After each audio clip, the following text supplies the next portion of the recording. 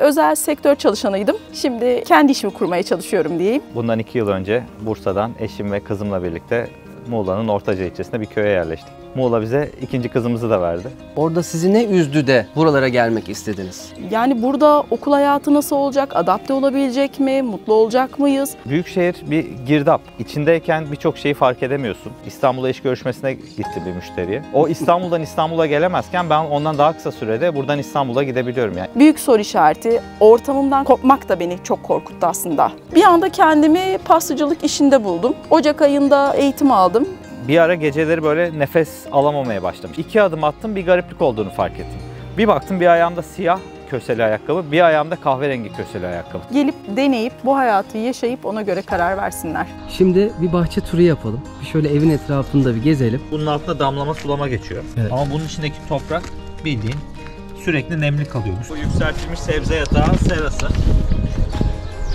Çileklerimiz olmaya başladı. Her gün azar azar alabiliyoruz burada. Müthiş bir koro var şu anda. Evet. Kuş sesleri. Suyla hafif nemli kaldığı sürece bahçede organik toprağa dönüşüyor. Çevreye borcumuzu ödemeye çalışıyoruz, doğaya. Herkese merhabalar sevgili dostlar. Kanalımızın yeni bölümüne hepiniz hoş geldiniz. Uzun bir aradan sonra yeni bir hayat hikayesiyle yeniden karşınızdayız. Bugün sizleri çok güzel insanlarla tanıştıracağım. Sevgili dostlarım, Özlem ve Erkan'ın yeni hayatlarını sizlerle paylaşacağız. Onlar Bursa'daki hayatlarını, işlerini geride bırakarak burada Muğla Güzelyurt köyünde harika bir hayat kurdular. İşlerini, buradaki yaptıklarını, bostanlarını, bu yeni hayatlarında yaşamış oldukları tüm güzellikleri ve tüm zorlukları sizlerle paylaşacağız. Şimdiden iyi seyirler. Videomuza başlamadan önce kanalımıza abone olup bildirim zillerini açmayı ve eğer bu videoyu beğenirseniz videoyu desteklemek için beğen butonuna basmayı unutmayın lütfen. İyi seyirler. Ben Özlem, 35 yaşındayım. Bursa'dan geldim. 2 çocuk annesiyim. Biri 4 yaşında, diğeri daha yaşına girmedi. Özel sektör çalışanıydım. Şimdi kendi işimi kurmaya çalışıyorum diyeyim. Ben Erkan Sava, 41 yaşındayım. Bundan 2 yıl önce Bursa'dan eşim ve kızımla birlikte Muğla'nın Ortaca ilçesinde bir köye yerleştik. Muğla bize ikinci kızımızı da verdi. Kızlarım ne oldu şimdi? 2 kızımla, eşimle birlikte köyde yaşıyoruz şu anda. Birazdan şimdi detaylarını konuşacağız. Hatta direkt bu soruyla başlayalım. Bu arada Şimdi- gözlüğümü takabilir miyim? Çok zor bakıyorum. Tabii ki, estağfurullah. Teşekkürler. Şimdi şöyle başlayalım. Şimdi siz Bursa'da yaşıyordunuz ve orada kurumsal firmalarda çalışıyordunuz. Ve dediniz ki bir şeyler oldu, bir şeyler değişti hayatınızda ve kırsal bir yerde yaşamaya karar verdiniz. Hayatınızı radikal bir şekilde değiştirmeye karar verdiniz. Senin en büyük motivasyonun neydi bu hayat değişikliğinde? En büyük motivasyon eşimin yanımda olması. Onunla beraber verdik bu kararı. Tabii ki hiç kolay olmadı. Çünkü benim bütün ailem, arkadaş çevremin hepsi Bursa'da. Onları çok arıyorum, çok özlüyorum. Sık aralıklarla ziyaretlerine gidiyorum. Ama buradaki yaşamla büyük şehirdeki yaşam aynı değil. Burada mı daha rahatım? Evet, burada daha rahatım. Çocuğum daha rahat, daha özgür. Sokağa daha rahat çıkabiliyorlar. Doğal ortamda yaşıyorlar. Bir de özel sektörden çıkmak da benim için daha iyi oldu. Daha özgürüm. Sizi büyük şehirde rahatsız eden konular neydi? Orada sizi ne üzdü de buralara gelmek istediniz? Aslında biz daha ilerleyen yaşlarda böyle bir farklılık yapacaktık ama pandeminin vermiş olduğu etken sebebiyle biz bunu daha erken zamanda çıkalım. En azından çocuğumuz çok küçük. Okula başlamadan deneyelim. Olursa yaşama devam ederiz ama olmadı geri döneriz diye böyle bir yola çıktık. Mesela çocuk dedin. Kafanızdaki soru işaretleri neydi? Endişeleriniz neydi? Yani burada okul hayatı nasıl olacak? Adapte olabilecek mi? Mutlu olacak mıyız? Hani hiçbir şey bilmiyoruz. Hani kimse yok burada. Ailemiz yok. Hani her şey soru işaretiydi. Geldik, denedik ve 2 yıl kadar bir süreçte tamamen kafamızda oturdu. Bir kırılma noktası oldu demek ki ve dediniz ki gidiyoruz. O Bu da kırılma noktası neydi? Pandemi, yasaklar, sokağa çıkamama, binalarda kilitli kalma. Yani tamamen kapalı ortamdaydık, 4 duvar arasındaydık. Böyle bahçe ortamımız da yoktu. Hani çocuğu hadi çıkartalım, biraz açık havada takılsın. Böyle bir durum da olmadığı için Bu radikal sizi, bir evet, değişiklik tetikledi. yaptık. Kırılma noktam, büyükşehir bir girdap. İçindeyken birçok şeyi fark edemiyorsun. Çıkamıyorsun da, daha da derine gidiyorsun. Biraz daha özgürleşmek istiyorsun, biraz daha böyle başına buyruk yaşamak istiyorsun. Yani daha böyle rahat yaşamak istiyorsun. Oranın stresi, özellikle trafiği, o kargaşası, Bursa özellikle son yıllarda çok da fazla göç aldı. İnsanların yüzü gülmüyor, görüyorsun her tarafta somurtan insanlar, mutsuz insanlar ve bir süre sonra sen de onların içinde aynı şekilde oluyorsun. Sen de mutsuz oluyorsun. Bunlar birleşince, üzerine pandemi girince böyle bir karar almak durumunda kaldık. Çünkü mutluluk da, mutsuzluk da bulaşıcı değil mi? Evet, kesinlikle. Neden burası? Havaalanına yakın olsun dedik. Denize yakın olsun. En azından çocukları hemen götürebileceğimiz, bizim de denize rahat rahat girebileceğimiz bir yer olsun dedik.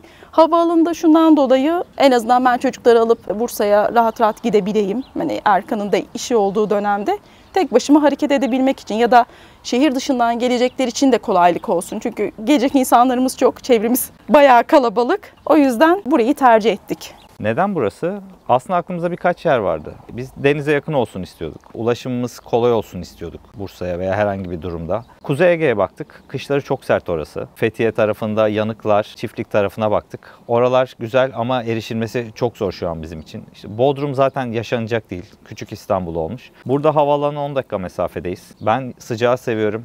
Yani burada 8-9 ay böyle şortla gezebiliyoruz. Denize 5 dakika mesafedeyiz. Geçen İstanbul'a iş görüşmesine gittim bir müşteriye. Buradan sabah 7.30 uçağına bindim. 9'da Kartal'da müşterinin ofisindeydim.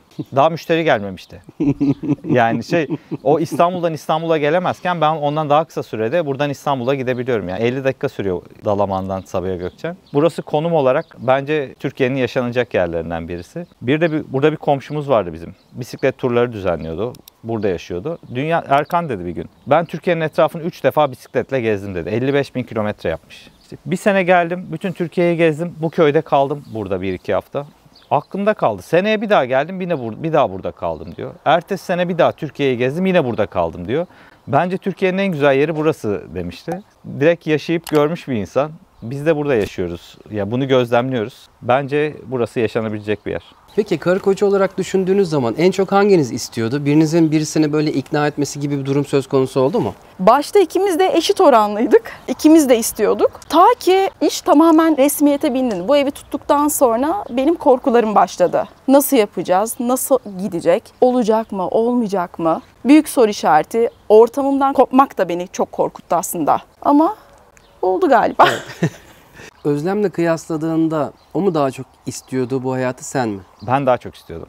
Bana daha uygun olduğunu düşünüyorum. Özlem'i ikna etme çabaları biraz oluyordu işte. Nasıl yaparız, ne ederiz? Özlem'in, kadınların biraz daha korkuları oluyor tabii ki. Bunda ikna sürecinde pandemi biraz Özlem'i iknayı biraz daha hızlandırdı. Onu soracaktım, nasıl ikna ettin diye. Çok araştırıyordum. Bakıyordum neler yapılır, nasıl yapılır, böyle bir hayat mümkün mü? Ben kendim ikna olduktan sonra işte Özlem'e ufak tefek işliyordum işte. Böyle bir şey olur mu, nasıl yaparız? Bence güzel olur. Aileleri ikna etmek de zor tabii ki. Ailelerimizle yakın oturuyoruz. Sürekli görüşüyoruz. Pandemiyle birlikte onların da ikna süreçleri biraz daha hızlandı. Pandemi aslında bana biraz koz verdi burada.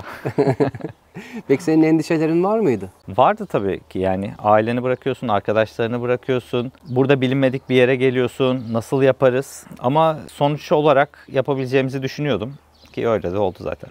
Günlerin nasıl geçiyor? Canın sıkılıyor mu? Ve büyük şehirden özlediğin alışkanlıkların var mı? Büyük şehirde bazı şeyleri elde etmek daha kolaydı. Ulaşım olarak her şeye ulaşabiliyorsunuz. Seçenekleriniz çok fazla. Burada o konuda bir eksiklik var. Bir de ne kadar doğru olacak söyleyeceğim. Lezzet. Ben yemek yemeyi seven bir insanım. Bursa'da da hani seçeneğim çoktu. Her yerde belirli bir mekanlarım vardı. Burada onu bulamıyorum. Yemek koşulu burada sıkıntılı. Onun dışında zaten internetten her şeyin siparişini verip her şeye ulaşabiliyoruz. Burada günlerin nasıl geçiyor? Burada günlerim ilk 1,5 yıl zaten anlamadım. Uzaktan çalışmam devam ediyordu. Hafta içi zaten anlamıyordum. Bilgisayar başında çalışıp akşamları da zaten mesai bitiminde hemen koştur koştur denize. 1,5 yıl anlamadım. Sonrasında hamilelik sürecim, çocuktur. Şu an anlamaya başlıyorum ama şu anda yeni sektörümden dolayı keyifli geçiyor. Biraz ondan bahsetmek ister misin? Şimdi yeni bir sektör dedin. Nedir o? Yeni bir sektör, pastacılık işine girdim. Aslında daha önce, yıllar önce eşimin hani yapabilirsin, dene demesine rağmen büyük şehirde ben buna cesaret edemedim. Çünkü rakipler çok fazlaydı. Kendimi gösteremeyeceğim diye bir korku vardı. Bir yandan da çalışıyordum aslında. İşimi de sıkıntıya sokmak istemedim. Riske girmek istemedim. Belki de o yüzden başlamadım orada. Her şeyin doğru bir zamanı var. Kesinlikle. Odaklanamayacaktın da orada. Yani odaklanmam zor olacaktı. İşim yoğundu. Bazen eve de iş getiriyordum ilk zamanlar. Sonrasında düzene girmesine rağmen yine de zor geldi. Girmedim.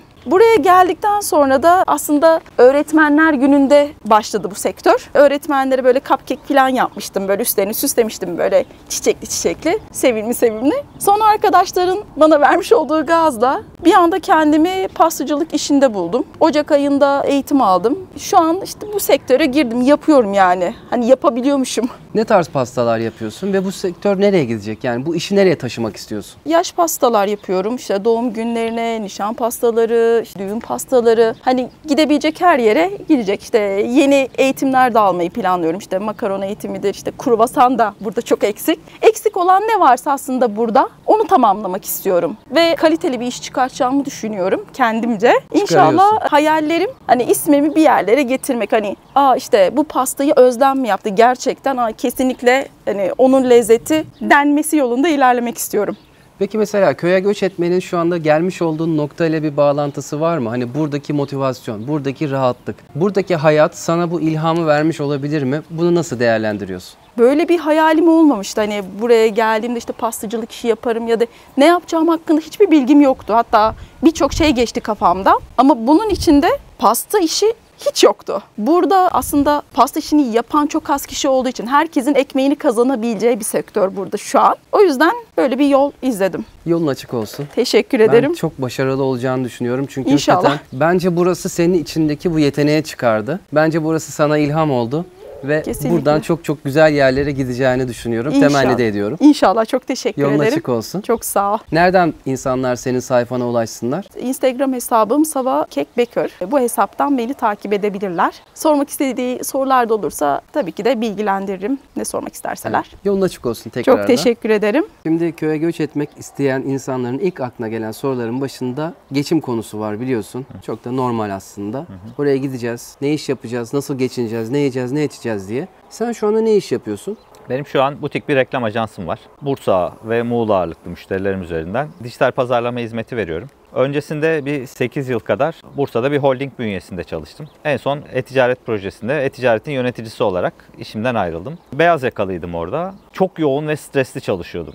Sürekli bir iş, 24 saat telefonun açık kalması gerek. Bir ara geceleri böyle nefes alamamaya başlamıştım. Sabah uyanıyorum, bakıyorum nefessiz kalıyorum, nefes alamıyorum. Her sabah böyle 4'te 5'te uyanıp nefes alamadığımı hissettim. Doktora gittim. Baktı işte 1-2 testlere gönderdi. Onu yaptı, bunu yaptı. Hiçbir şey yok. Dedi çok mu stresli çalışıyorsun dedi. Tamamen strese bağlı böyle vücudumda falan kabarmalar falan.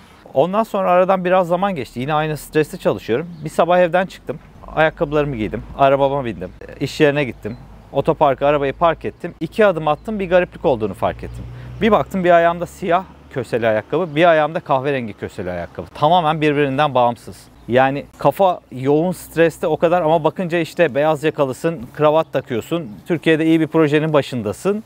Ama arka tarafta beynin artık gitmeye başladı, erimeye başlıyor o kadar stresle çalışınca. Vücut kaldırmıyor bunu. Onu görünce artık dedim olmamalı, böyle bir hayatta yaşamamalıyım diye düşünmüştüm. Sonra zaten evlendikten 20 gün sonra işten ayrıldım. Düşünsenize konut kredin var, dijital pazarlamayı iyi biliyorsun. Henüz 20 günlük evlisin, o kadar borca rağmen işten ayrılıyorsun. Çok güzel teklifler geldi. İstanbul'dan, çalıştığımız firmalardan, işte farklı yerlerden. Dedim ben istemiyorum bunu. Artık bir patrona bağlı yaşamak ya da işte X birine bağlı olarak çalışmak, kazancımı böyle sağlamak istemiyorum dedim. Çünkü ne kadar iyi olursa olsun ille bir sorunlar yaşıyorsun. Mesaisi çıkıyor. Şu ana bakınca daha mı az çalışıyorum? Çok daha fazla çalışıyorum saat olarak. Ama kendime çalışıyorum. Gece bazen işte 2'de uyanıyorum. Bilgisayarımı açıp çalışıyorum. Kendime bağlı çalışıyorum. Ondan sonra gittim kendime bir arkadaşımla beraber 16 metrekare bir ofis tuttuk. Eski işime gittiğimde işte sabah odam temizlenmiş oluyordu. Çayım masama geliyordu. İşte kravatını takıyorsun böyle. Kendini havalı hissediyorsun böyle. İyi bir projedesin. Sonra 16 metrekare bir ofis tuttum ve sabah geldiğimde kendim yerleri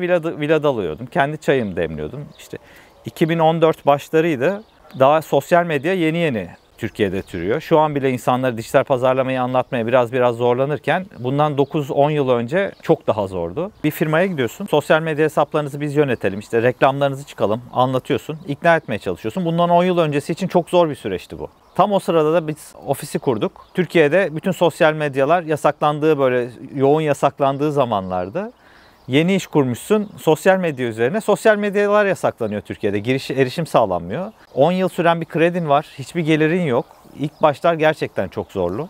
Ama eşim bu konuda, ailem bu konuda destek oldular. Eşim sürekli yanımdaydı. Sonra ilerleyen süreçte her yıl biraz daha üzerine koymaya başladık. Ve işte 7. 8. yılın sonunda artık X bir yere bağımlı olmadan dünyanın neresinde olursa olsun, Türkiye'nin neresinde olursa olsun işleri devam ettirebilecek duruma geldik. Ve 2 yıl önce buraya geldik. 2 yıldır işte Bursa'daki işlerin birçoğu devam ediyor. Sonlandırdıklarımız da oldu. Ama buradan çok büyük bir beklentim yokken işte bu tarafta da bu hizmetlere bu bölgenin aç olduğunu gördüm. Oteller, restoranlar, turizme bağlı işletmeler dijital pazarlama ihtiyaçları vardı. Burada da 2 yıl içinde çok güzel bir portföy yaptım. Çok güzel insanlarla tanıştım. Mutlu insanlarla tanıştım. Keyifli burada da. Burada çalışmak çok daha keyifli aslında. Yaptığın işleri merak eden izleyicilerimiz olursa sana nereden ulaşsınlar? Bir web siten var mı? erkantsava.com marka yönetimi, teknolojireklam.com sitelerimizden ulaşabilirler. İşte e-ticaret danışmanlığı yapıyoruz. Bir firmanın dijital dönüşümünü sağlamak için sıfırdan e-ticaret sitesini kuruyoruz. Kurumsal sitesini kuruyoruz. Sosyal medya hesaplarına reklamlarını yapıyoruz. Google reklamlarını yapıyoruz. Pazar yeri dediğimiz işte Trendyol, hepsi burada, Neon1 gibi sitelerde ürünlerini yayınlıyoruz ve bunların satışlarını arttırmaya yönelik çalışmalar yapıyoruz. Yani bir firmanın sıfırdan işte hiç tabiri caizse babadan kalma, kara düzen giden bir firmayı, dijitalden korkan bir firmayı adım adım, küçük adımlarla başlayıp hiç gözlerini korkmayacağı şekilde dijitale taşıyoruz ve internetten para kazanmalarını, internette faydalanmalarını sağlıyoruz. Hiç pişmanlıkların oldu mu? Hiç böyle bir şeye gelip de başına geri dönmeyi düşündün mü? Yani ufak tefek şeyler oluyor. Acaba orada daha mı rahat ederdim? Düşünceler geçmedi değil. Ama Ya burada aşamadığın bir zorluk oldu mu, öyle değil? Yani şu an mutfağım küçük sadece. O zorluğumu aşmam gerekiyor. Bir de kendi eşyalarımı istiyorum. Kendi eşyalarım. Hani ben burada eşyalı bir ev tuttum. Benim eşyalarım Bursa'da, kendi evimde. Sadece onunla ilgili sıkıntım var. Onun dışında yani küçük sıkıntı bunlarda. Büyük öyle adlandırabileceğim bir şey değil. Bursa'da apartmanda mı oturuyordunuz? Apartmanda oturuyorduk. Şimdi bir yardımcınız vardı, bir görevliniz vardı vesaire. Şimdi burada müstakil bir evde yaşıyorsunuz. Evet. Bahçesi var. Müstakil evinde işi bitmez. Bu konuda zorlanıyor musun bir kadın olarak? Yani apartmanla müstakil ev arasında dünyalar kadar fark var. Evet, elektrik süpürgemi istediğim saatte açıyorum. Aman işte komşu rahatsız olacak, odur çocuğum, aman ses yapma, koşturma diyebileceğim hiçbir şey yok. Bunun acayip rahatlığını yaşıyoruz. Ama apartman dairesindeki kadar da temiz kalmıyor. Maalesef bahçeden toz toprak çok geliyor. Bir onunla ilgili sıkıntı var. Onun dışında çok da sıkıntı yaşayabileceğimiz bir şey yok. Gayet rahat. Canın sıkılıyor mu? Sıkılacak zamanım olmuyor, kalmıyor. Çocukla uğraşmaktan, küçük kızım zaten yaşına da gelmedi. O yüzden onunla uğraşmaktan da vaktim kalmıyor. Akşam okuldan diğer kızım geliyor. Bu sefer onun istekleri başlıyor. Sıkılacak zaman kalmıyor bize. Bir yandan kendi yapmış olduğun iş de çok vaktini alıyor. Evet, biraz zahmetli bir iş seçtim. Olsun. Ama eğlenceli, sevdiğin bir iş değil mi? Evet, sevdiğim bir iş. Yani yaparken evet uzun sürüyor ama sonrasında işlem bittiğinde bakıyorum şöyle karşısında geçip bunu ben mi yaptım diyebiliyorum. Daha sonrasında da müşteriler dönüş yaptığında zaten en büyük mutluluk oradan geliyor. Elin çok lezzetli. Hem çok şık, Teşekkür çok güzel ederim. ürünler. O içinden de böyle bir aslında bir heykeltıraş da çıkmış. O şeker hamurundan Ben de yapmış fark olduğum etmemiştim.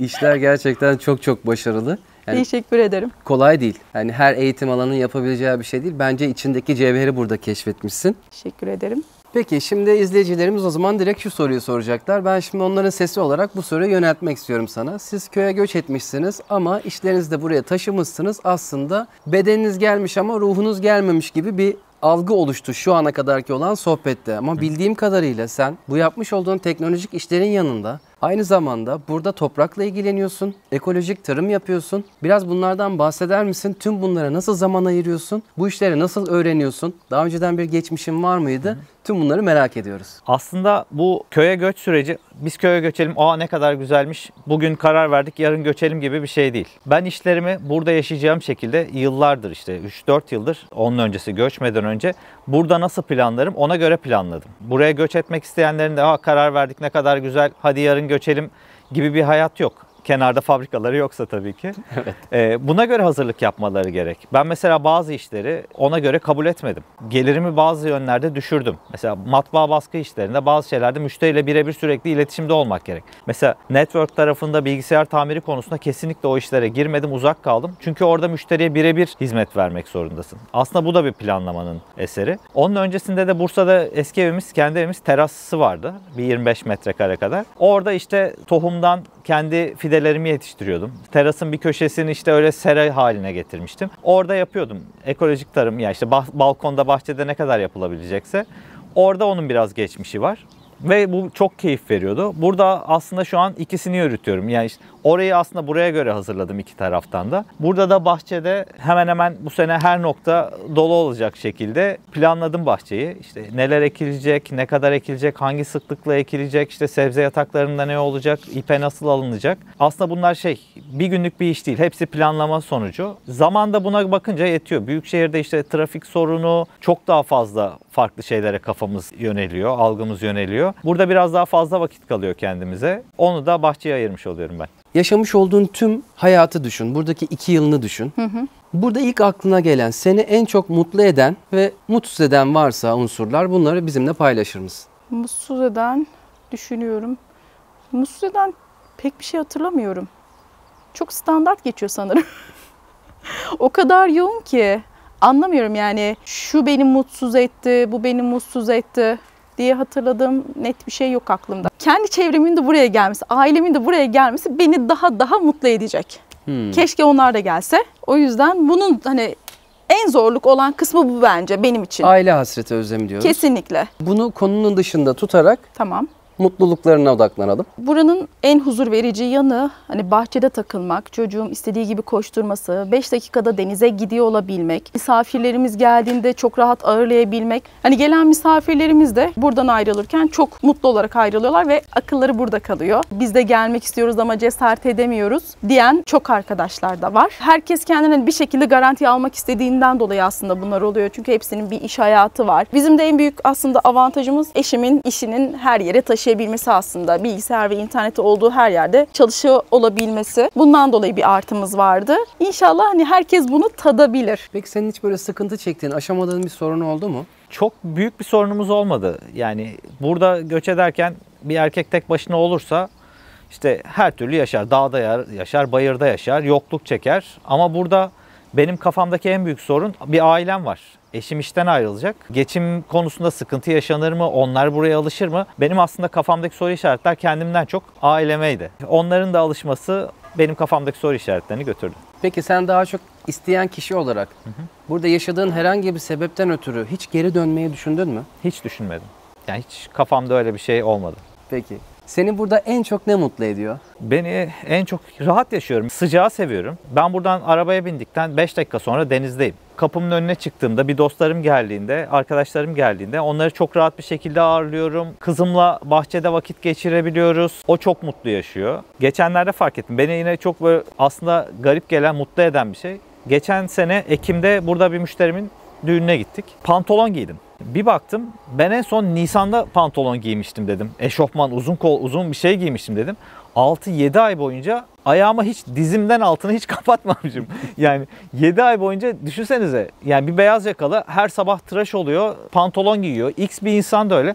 7 ay boyunca şortla yaşadığınızı düşünsenize. Yani beyin bile buna alışık oluyor. Ya tamam ben rahatım diyor artık. Beyin bile öyle çalışıyor. Burada da 3 tip mesela, bunu hep anlatıyorum. 3 tip şort var burada. Bir, denize girdiğimiz şort. 2, işte o kumaş şortlar, pazardan aldıklarımız. İşte bahçede çalışırken 3, bermuda şortlar. Onlar daha klasik işte. Müşteri görüşmesine giderken, işte bir müşteriye giderken o bermuda şortları giyiyorsun. Ama gidiyorsun, müşteri de öyle. İşte beyin de buna yapınca artık ya ben resmi değilim, ben artık rahat yaşıyorum. Beyin de öyle kendini salıyor, daha mutlu yaşıyor bence. Güzel tespit. Evet. Peki bir bostan görüyorum. Bostan. Güzel ekilmiş, dikilmiş. Bunu birlikte mi yapıyorsunuz yoksa bir iş bölümü mü yaptınız Yani aranızda? şöyle söyleyeyim. Senin vaktin kalmıyordur diye düşünüyorum çünkü. Şöyle söyleyeyim. Bütün bostandır, işte bu ekim, biçim, her şey eşime ait. Çok tanıdık geliyor bana bu hikaye. Geçen gün bu konuyla ilgili bir sohbet yapmıştık Gamze ile. Zaten izledim onu ve dedim beni anlatmış. Buraya geldim, illaki toprakla ilgileneceğim, illaki bağ bahçeyle ilgileneceğim diye de bir mecburiyet yok. Yok. Herkes kendi hayatında nasıl bir yol çizmek istiyorsa, ne hayal ediyorsa buraya gelip bu hayatı yaşayabilir. Kesinlikle. Bu bir özgürlüktür. Özellikle karı koca olarak buraya göç eden ailelerde de bir iş bölümü yapılıp baştan her şey konuşulduysa zaten hiçbir problem yok. Aynen. Çünkü sen de burada bahçeyle ilgilenmiyorsun diye Bütün gün oturup çay kahve içmiyorsun burada. Veya çıkıp gezip tozmuyorsun. Senin de sorumlulukların var. Bak aile bütçesine katkı amaçlı çok ciddi bir emek verdiğin yeni bir işin var. Evet. 2 tane de küçük çocuğun var. Yani aslında dünyanın en zor mesleklerinden biriyle siz ilgileniyorsunuz. Siz annesiniz. Çok kutsal. Teşekkür ederim. Bazı anneler hep şey der. Ben çalışmıyorum, ev kadınıyım.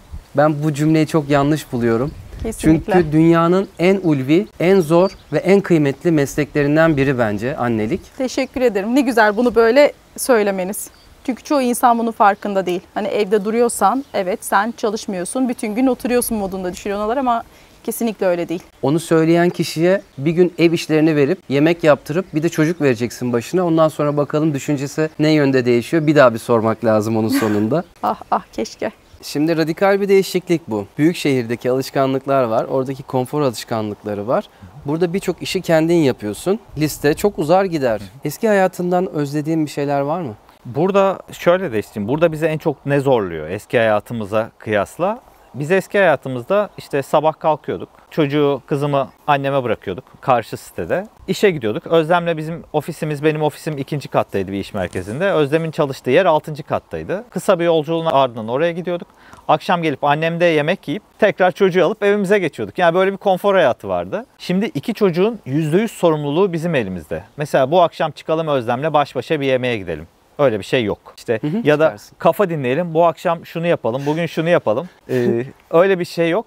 Tamamen çocuklara endeksli yaşıyoruz. Mesela şu anki benim hayatım sabah 7.30'da kalkıyorum işte. 8'i çeyrek geçe evden çıkıp kızımı okula götürüyorum. Müşteri görüşmeleri varsa saatini ona göre yapıyorum. Akşam 5'te onu okuldan alıyorum. Tekrar gündüz evdeysem akşam almaya gidiyorum. Ya da müşterideysem dışarıdaysam kızımı okuldan alıp geri geliyorum. Cumartesi, pazar günleri işte basketbola gidiyor. Her cumartesi, pazar işte 12.30'dan 1.30'a kadar onu basketbola götürüyorum. Aslında şu an bütün hayatımız çocukların yaşayışına göre endeksli. Kendimizi bir nevi onlara adadık şu anda. Dolayısıyla canın da sıkılmıyor. Sıkılacak vakitte bulamıyorsun. Bulamıyoruz. Biraz bağ-bahçe işlerinden bahsedelim. Çünkü burada mesainin büyük bir kısmı burada geçiyor. Neler kattı bahçe size? Sana, hayatına, eve, mutfağınıza. Burada yazın özellikle birçok yiyeceğimizi kendimiz yetiştiriyoruz. Bazı şeyleri dışarıdan alıyoruz ama dışarıdan aldıklarımızı bile işleyip mesela yazlık, kışlık domates soslarımızı tamamen kendimiz üretiyoruz burada. Bahçede ateşimizi yakıyoruz. İşte salçamızı kaynatıyoruz. Ya da işte patlıcanlarımızı közledik, biberlerimizi yaptık. Kendimiz bakla ekiyoruz. Baklaları yıl boyunca içlerini çıkartıp dondurucuda saklıyoruz. Yıl boyunca onları tüketiyoruz. İşte reçelimizi kendimiz yapıyoruz. Şu an en son gittiğimde 22-23 liraydı 1 litre meyve suyu. Geçen sene biz yaklaşık 40 litre kadar erik suyu yaptık. Aldık, kendimiz kaynattık. İşte onları vakumladık, kavanoza koyduk cam şişelere. Şimdi doğa ne zaman meyve suyu istese meyve sularını kendi yukarıki difrizimizden ya da işte karanlık odamızdan sağlıyoruz. Birçok yiyeceğimizi burada kendimiz üretiyoruz. İşte nar ekşimizi kendimiz yapıyoruz. Yanımız 30 dönüm nar bahçesi. Sağ olsun onlar da yardımcı oluyorlar. Onu diyecektim. O mesela az önce söylemiş olduğunuz işler de öyle kolay işler değil. Hani dile kolay ateş yakıyoruz dedim burada. Salçamızı yapıyoruz. İşte biberimizi, kahvaltılık sosumuzu yapıyoruz falan. Bunları nereden öğrendiniz? YouTube çok büyük bir kaynak. Burada köylülerle bizim aramız çok iyi. Duyuyoruz. Buradaki komşularımızla, köylü komşularımızla bizim aramız çok iyi. Onlar bizi çok sevdiler, benimsediler. Onlara danışıyoruz. Sevilmeyecek YouTube'da... insan değilsiniz. Sağ ol kardeşim, siz de öylesiniz. Ama Gamze'yi biz senden daha çok seviyoruz. Öyle mi? Evet, Gamze candır. Ben de Gamze'yi çok seviyorum. Biz Sorun de yok. çok seviyoruz. Yaman'ı da çok seviyoruz. Seni de çok seviyoruz. YouTube'dan öğreniyoruz bunları. Mesela geçen sene salça yapıyoruz. Domates sos yapıyoruz. Benim annem buradaydı. Yeğenim buradaydı. O sırada işte burada Şenol Varsak, Oya ablamız, komşularımız gece saat yarımda bahçede salça kaynatıyoruz. Bize komşuluğa geliyorlar. Çay demliyoruz. O saatte ateşin başında üşümüşüz. Evet. Yaz da olsa gece serin oluyor. Ateş başında sohbetimizi ediyoruz. Bu arada onlara da buradan. Şenol'a, Oya ablamıza geçmiş olsun diliyoruz. Şu an 4. tedavisini alıyor Hollanda'da kendisi de. Evet. Şu saatlerde. Az önce görüştük. Dualar ediyoruz onun için. Bir an önce iyileşip yanımıza gelmesi için. Onları çok seviyoruz. Çok sevdiğimiz insanlar. İkisi de çok kıymetli bizim için. Abimiz, ablamız. En kısa zamanda sağlığına kavuşup onu burada görmek istiyoruz. Onları burada görmek istiyoruz. Bundan sonraki hayatlarında artık böyle sürekli burada kalmalarını istiyoruz. Burada doya doya birlikte bir hayat sürmek istiyoruz onlarla birlikte. İnşallah. Oya ablacığım seni çok seviyoruz. Dualarımız seninle. İnşallah en kısa sürede sağlıklı bir şekilde aramıza dönerler. Evet, aynen öyle. Köye göç hayali kuran insanlara tavsiyelerin neler? gelip deneyip bu hayatı yaşayıp ona göre karar versinler. Yapıp yapamayacaklarını görsünler kesinlikle. Gemileri yakıp, her şeyi bırakıp, satıp savup, gelip satın alıp bir hayat kurmamalarını mı öneriyorsun? Yani şu an biz satmadık evimizi. Ne olacağımızı bilmediğimiz için bir garantiye aldık aslında.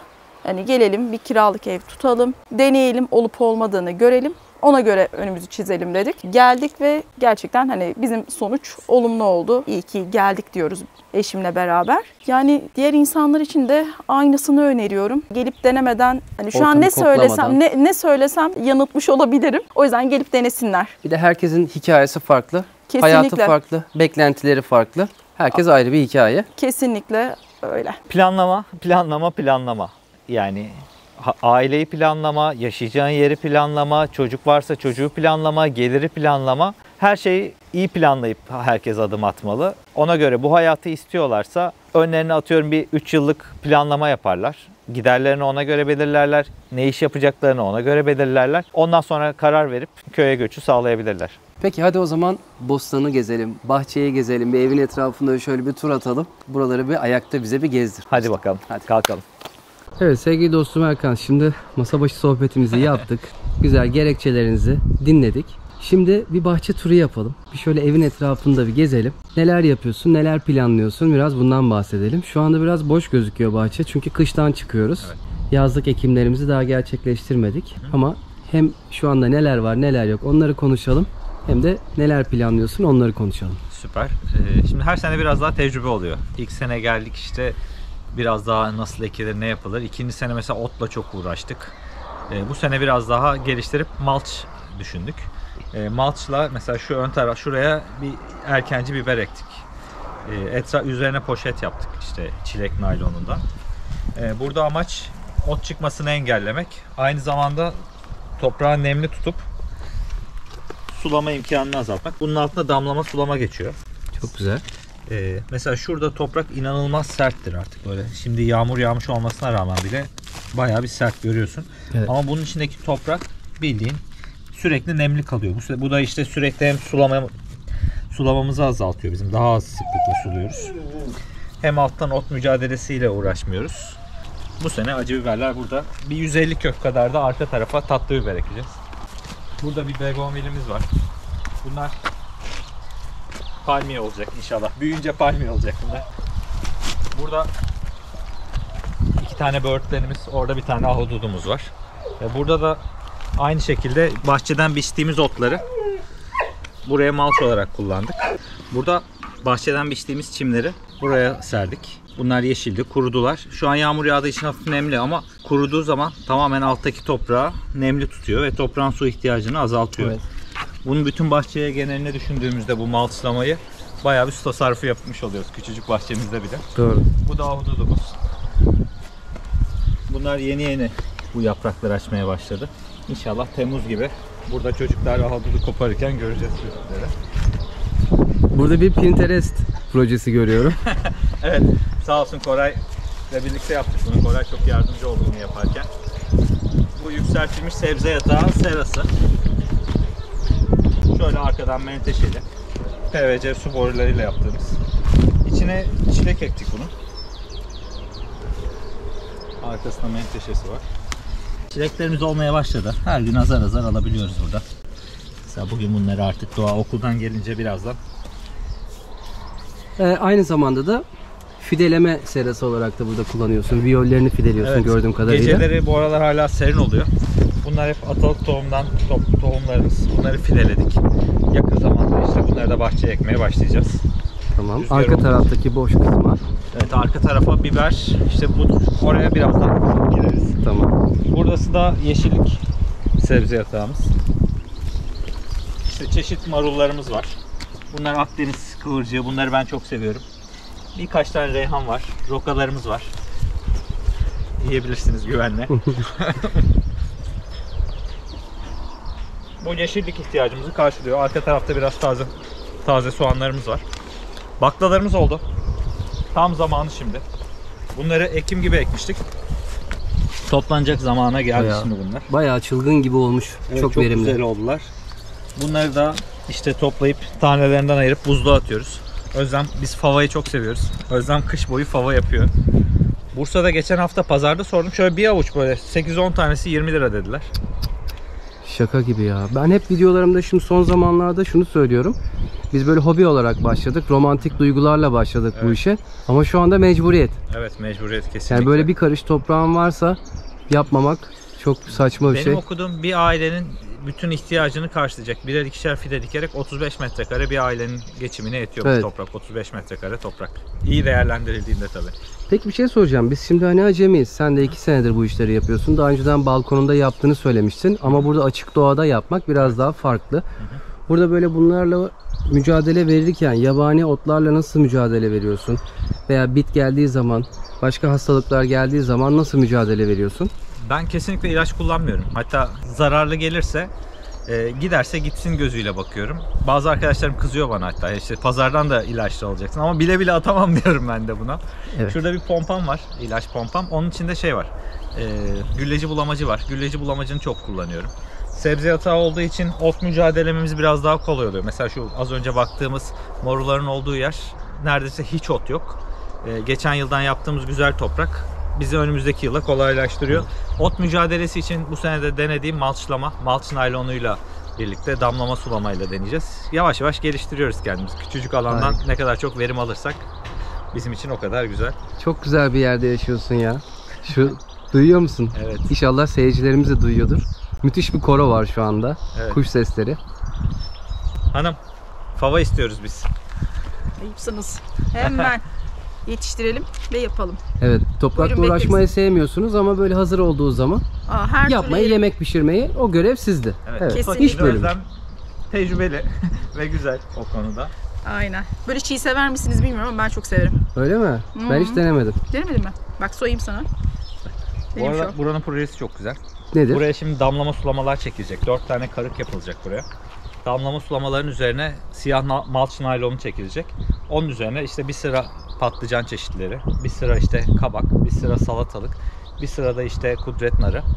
Onun etrafları sarılacak şekilde ekilecek. Burası tamamen malç naylonu ve damlama sulama olacak. Bir ilerisi de 150 kök kadar biber alacak. Oraya da sadece tatlı biber ekeceğiz.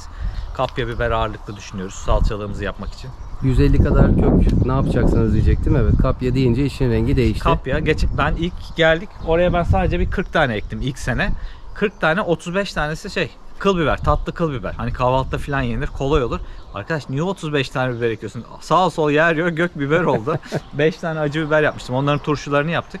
Ama şimdi tecrübelendikçe biraz daha hangi çeşide ihtiyacımız var onu görebiliyoruz. Evet. Biraz da bazı ufak tefek de fanteziye kaçıyor. İşte değişik adını duymadığımız değişik biberler. İşte şundan turşuluk yapıyormuş. Eşimizden, dostumuzdan aldığımız tohumları değerlendiriyoruz. Onları biraz daha deneme olduğu için az kullanıyoruz. Evet, yeriniz çok müsait. Ön tarafta da böyle peyzaj olarak da çok güzel değerlendirmişsiniz. Ön taraf. Burayı nasıl çimlendirdiniz? Burası. Şu anda bunu kendim için soruyorum bu soruyu. Burayı ilk sene biz geldik normal çapa makinesiyle gezdik. Üzerini düzledik. Çim tohumu attık. Kapak toprağı attık. Bayağı bir çim tohumu attık. Sabah bir kalktık. Karıncalar bütün çim tohumlarını götürmüş.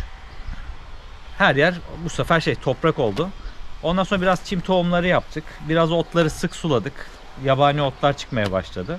Sık sık biçtikçe burası kendiliğinden yeşil bir alana dönüştü. Bu sene çok güzel. Ara sıra da çim tohumları atmaya devam ediyoruz boşluklara. Evet. Burası çok güzel oldu. Bizim hem akşamları oturma yerimiz. Diğer tarafta ateş yakıyoruz. Çocukların oyun alanı. Burası bizim yaşam alanımız oluyor ön taraf. Evet, çok güzel. Dur Özlem, kaçma, gel. Biraz evden bahset. Ev çok güzel görünüyor. Evet. Çok keyifli bir ev. Yani şehirden uzak, Evet. rahat, güzel bir ev. Yazında şu balkonda, hatta ilk geldiğimiz yıl uzaktan çalışıyorum. O sıra şurada masamız vardı. Erkan'la beraber böyle birimiz sağda, birimiz solda bilgisayar başında Ofis. çalışıyorduk ve video gönderiyorduk arkadaşlara. Hepsi sinir oluyordu. Siz bize nispet mi yapıyorsunuz gibi? Evet. Sonra çıkarttılar zaten. Takipten mi çıktılar? Yok hayır, işten çıkarttılar. Ha, pardon. Ama sonu böyle olacaktı mecbur. Ama Evet. şu an daha iyi. Bir Daha detay güzel. daha gösterebilir Gerçekten. miyim? Tabii ki. Burada da soğuk kompost kovamız var. Bahçeden biçtiğimiz, topladığımız yabani otları, çimleri buraya atıyoruz. Bunların içine atıyoruz. Harikulade. Doğada bahçeden kopardığı yeşillikleri bunların içine atıyor. Bunlar belli bir süre suyla hafif nemli kaldığı sürece bahçede organik toprağa dönüşüyor. Kendi toprağımızda bu kadar az da olsa üretmeye çalışıyoruz. Toprak kaybı olan yerlere ufak tefek takviye yapıyoruz. Çevreye borcumuzu ödemeye çalışıyoruz, doğaya. Böyle bir şey görüyorum ama burada ne açık hava sineması mı? Nedir? Bu ne amaçla yapıldı? Bu sandalye nedir? Bu altın niye beton? Bu beton zaten bu şekildeydi. Bu sandalyeyi koyacak yer bulamadık evin içinde. Evet. Uzakta dursun diye buraya koyduk. Burada bir şey anlatmaya çalışıyoruz ama ne anlatmaya çalıştığımızı Yani biz de evet. bilmiyoruz. Sanatçı burada ne anlatmak istemiş çok merak ediyorum. Biz de bilmiyoruz. Hiçliğin ortası. Bir otur bakayım. Evet. Hiçliğin ortasında. You are here yazacağız buraya. Evet. Neredesiniz ama hiçbir yerdesiniz. Ama işte güzel. Burada oturursun. Bak manzarası. Otur bir. Aslında burada çok keyifli. Bak, manzarası da harika. Evet. Yani öbür gün burada bahçeni yeşillendirdiğin zaman otlarını ve sebzelerini burada yeşillendirdiğinde çok güzel olacak. Burası çok güzel oluyor ya. Çok da verimli. Gübreyle de karıştırdığımızda. Son olarak burası var. Burada da bir kısım bakla var. Bir tane enginarımız var. 2 olmuş. Ufak tefek marullar falan. Burası komple şimdi çapalanacak. Ondan sonra biber ekmeği hazır hale gelecek. Bu arada burası da sevgili dostumuz Koray'ın ve Tuğba'nın evi. İlerleyen bölümlerde de onlarla da güzel bir bölüm çekeceğiz. Onların hikayesini de sizlerle paylaşacağız. Burada güzel bir birliktelik var, güzel bir arkadaşlık var. Akşam ne gönderelim sana eve giderken? Gamze bekler, marul, roka, karışık bir şeyler yapalım mı ortaya? Sen şöyle evet. Hayır demem. Sonuçta baksana ne kadar verimli, ne kadar fazla. Kartlamasın. 10 liraydı şu marullar bu hafta pazarda. Bu hele Bursa'da falan ne kadar bilmiyorum da bu hafta şöyle bir marul 10 liraydı. Evet. Tam böyle çıtır çıtır. Hayır demem. Maydanozlarımız var burada. Burada Tuğba ekmişti, bir iki pırasa var. Baklalarımız bakın mesela burada bunları, bu bölümdeki baklalara çok fazla sinek, örümcek geldi. Evet. Maalesef bunları kaybettik bu sene. Olsun. Kurtaramadım. Arka taraftakiler bak. O senin domatesle ilgili bir fikrin var. Birazdan onu bahset. Mesela o bence bu şekilde bu sayede çok verimli olacak.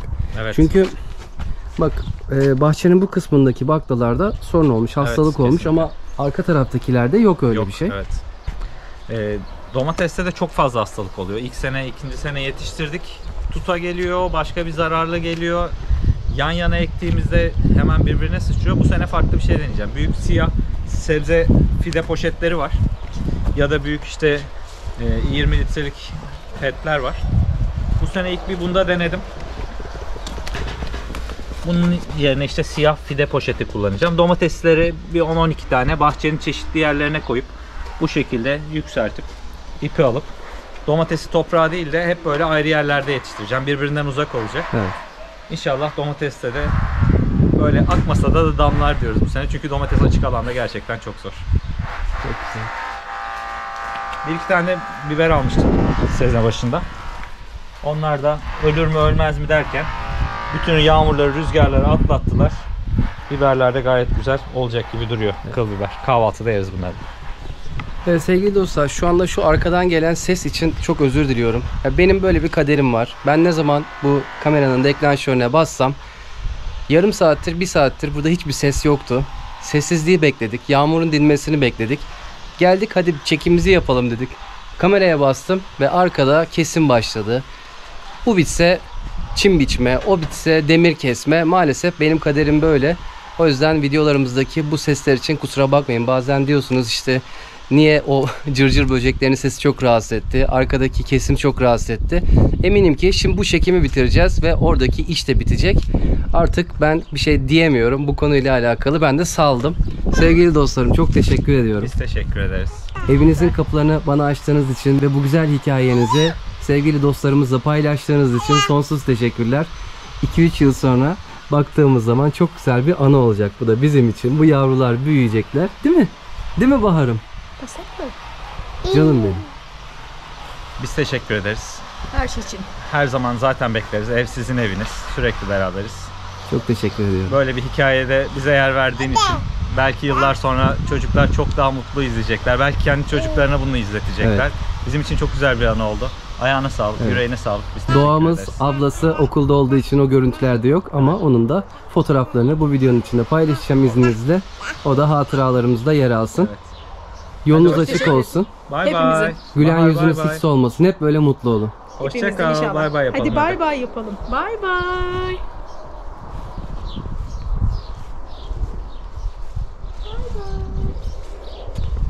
Bak bitti çekimimiz. Kapatıyorum. Çalışma da bitti. Evet sevgili dostlar, bu güzel hikayenin burada sonuna geldik. Umarım bu yaşam hikayesi sizlerin de hayatına bir yerinden dokunmuştur. Ve eğer sizin de böyle hayalleriniz varsa kafanızdaki bazı soru işaretlerine cevap bulmuşsunuzdur. Bu ve bu tarz yaşam hikayelerinden hoşlanıyorsanız kanalımıza abone olup bildirim zillerini açmayı ve bizleri sosyal medya hesaplarımızdan takip etmeyi unutmayın lütfen. Yeni hikayelerde görüşmek üzere. Kendinize çok çok iyi bakın. Mutlu ve sağlıklı günler.